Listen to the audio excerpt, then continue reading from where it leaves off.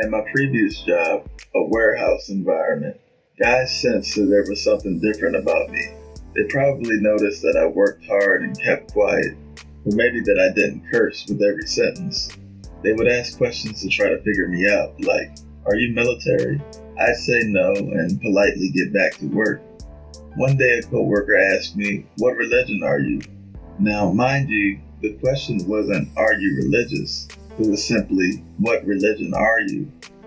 I said, "Christian." The coworker just nodded and got back to work. And even though that was the only time I had said anything regarding faith or religion at that job, all of a sudden I became the religious guy. I started receiving cynical remarks, even from one of the newer guys I had never spoken to before. For whatever reason, they had a cynical view of Christians, and in their minds, that was all they needed to know about me. Christianity was a sufficient explanation for any perceived peculiarity. It was frustrating, but I never showed it. I just stayed focused on doing my job, and I guess they respected that, because their cynicism circled back around into curiosity. Guys started coming to me with questions about spirituality and scripture. There were a few times when I was asked a question to which I didn't have a definitive answer. One such time was when I was asked about the notion of once saved, always saved. I was certainly familiar with the phrase, but admittedly, I was unsure about its validity. My disposition was that it was probably a sound doctrine, because in instances when it appeared that a saved person had fallen away from God, they probably weren't truly saved to begin with. The brother who asked me appreciated my feedback, but told me that Rock, one of the older brothers on the job, had a different perspective, and invited me to continue the discussion with him. I obliged. Rock felt strongly that the word suggested that one's name could be etched out of the book of life. This perspective, too, sounded sound. I mean, there had to be some limit to maintaining salvation, right? I mean, if someone got saved but then stopped believing and renounced the faith, how could they still be saved?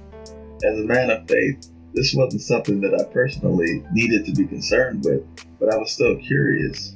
And having intermittently meditated on the topic over the years, I believe I received a revelation that would best be shared allegorically.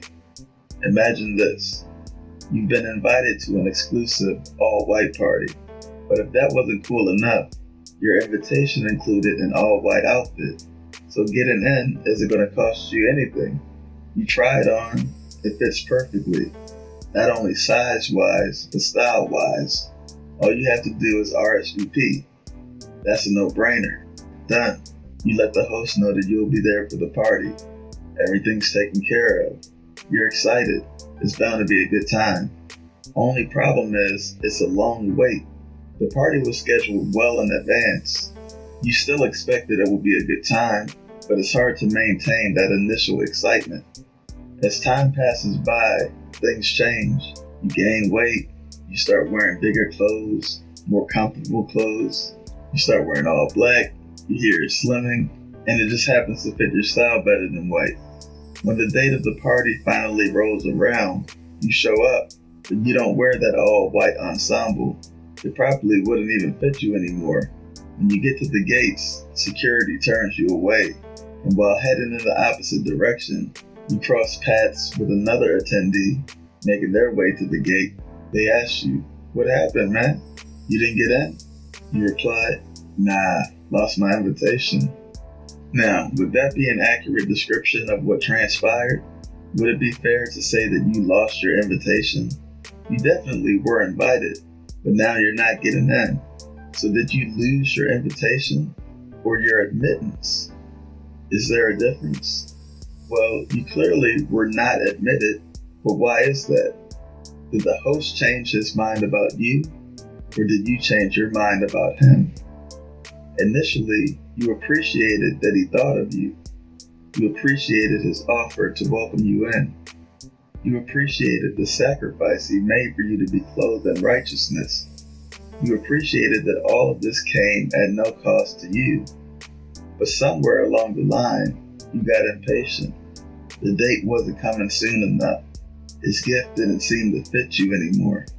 You figured you could find something on your own that would be better suited to your liking. The invitation was made plain and clear. You understood it. You just disobeyed it. You didn't lose it. You just disregarded it. So, is once saved, always saved true? Yes, because our salvation is not the admittance, it's the invitation. We can't do anything to lose our salvation because we didn't do anything to earn it. John 3:16 may be the most popular verse in all of the Bible, and I memorized it from my youth, but I overlooked a crucial detail. Does any one specific word stand out in that sentence?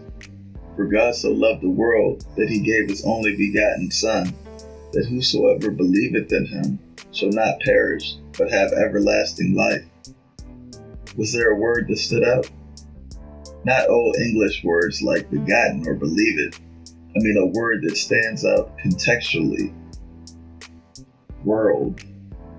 It doesn't say, for God so loved Israel, his chosen people.